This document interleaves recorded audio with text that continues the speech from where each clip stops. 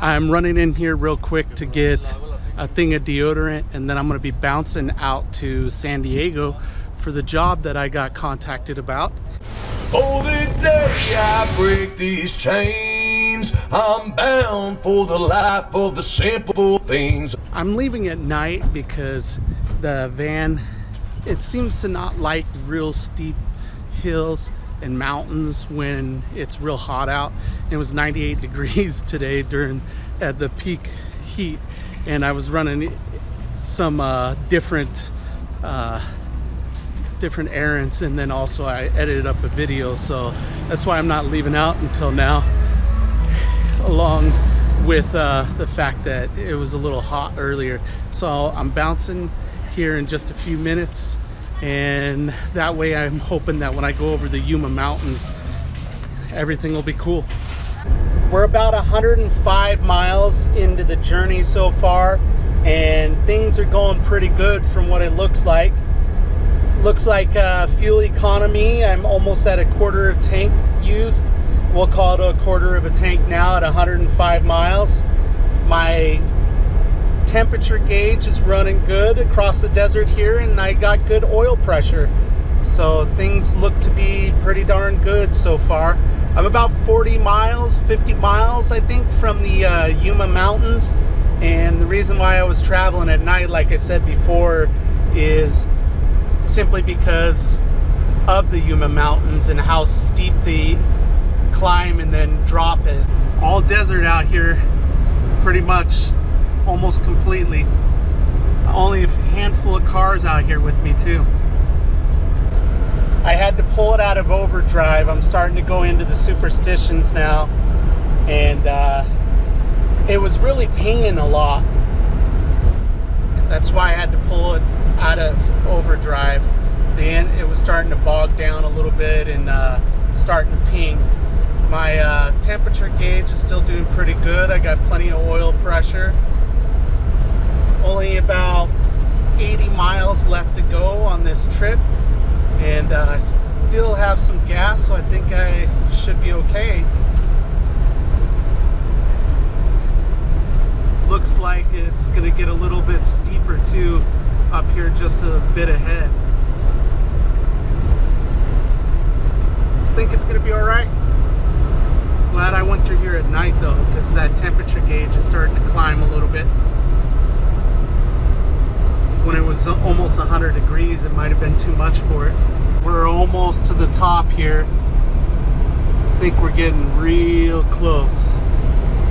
She's doing okay so far, but really been eating up some gas.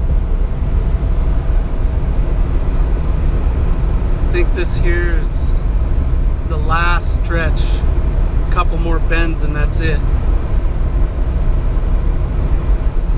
On the way down, this is really steep too. It really drops pretty quick.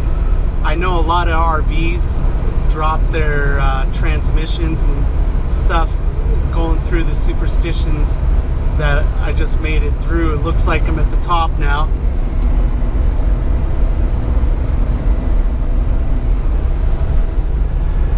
Went ahead and put it back into overdrive. So now I think in just a little bit we're gonna start the descent. Whenever I go down steep drops and everything, I always go ahead and let it get up to say like 65, then I hit the brakes strong, not like slam on them, but hit the brakes strong to drop the speed down to about 55. Then I let it go and speed up again and then drop it again. That way it doesn't, you know, use the brakes so hard, because if you constantly kind of ride the brake pedal with your foot, you can heat up the brakes, and I've heard that they can even catch fire once they're hot if you step back off of them. I've never seen it happen or anything, but that's what I've heard. Well guys, I am just about there. I got maybe 15 miles left, and I'm getting under a quarter tank of gas, so I had to stop off and get some fuel here. seems to me like the fuel economy should come out pretty well. Made it 337 miles on this tank so far, so we'll have to see what it ends up being here. See how many gallons I got to put in.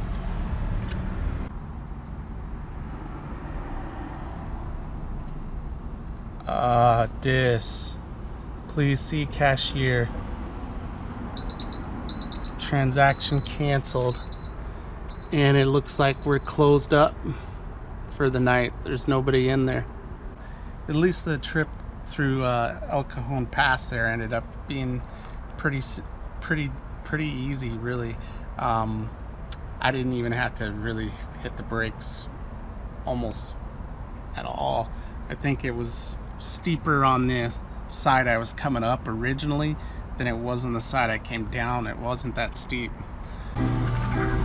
Well, 19.259. That ends up being the number. So I had it topped off before I left, so I should be able to just pop that number in the calculation off of my trip mileage, and should have the miles per gallon I had. Last night went pretty good, as I told you.